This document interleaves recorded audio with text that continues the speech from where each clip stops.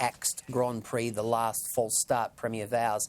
This year's rescheduled Australian Grand Prix has been cancelled, but the state government has vowed it will be the last major sporting event in Victoria to be called off as a result of the pandemic. Premier Daniel Andrews is banking on all Australians having been offered a vaccine by the time the Australian Open starts in January, removing the need for quarantine requirements that proved a hurdle too many for the Formula One Grand Prix, which was to have been held in November. I saw Martin Pakula, the hapless Victorian sports minister, at a press conference earlier today, of course, blaming the federal government. It seems to be a national sport these days, doesn't it? When things go awry for a state government, they just train their bazookas on Canberra.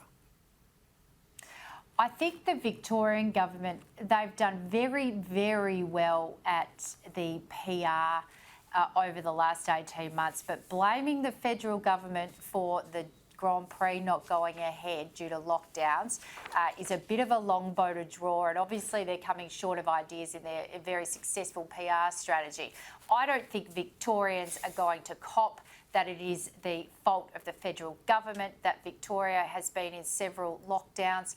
Victoria is economically unstable at the current time. It is not a place where any major investment is looking at setting up shop, and the Australian Grand Prix is a casualty of that. They are essentially a franchise of a major international sports investment conglomerate out of the UK, and they have deemed that Victoria and Australia, but particularly Victoria, is an unstable environment. And let's not forget, Gleeso, last Friday we heard Daniel Andrews suggesting that he would be the man to take to National Cabinet to halve the international arrivals into Australia. He cannot, in the next breath, blame the federal government for the Grand Prix not going ahead because of international arrivals.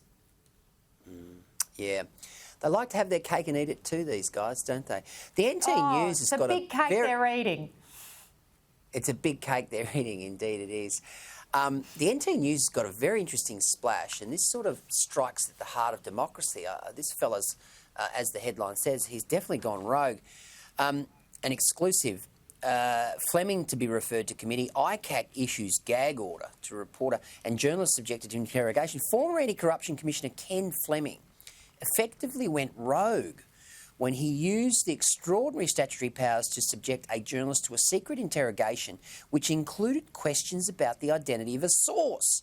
The media union says the revelation is made possible by the expiration of a year-long gag order after NT News journalist Jason Walls was called in to ICAC to answer questions about the identity of a confidential source. It comes as Mr Fleming is referred to the government's Privileges Committee. Now, I noticed that it starts off with former Anti-Corruption Commissioner, and I think that's probably the story in a nutshell.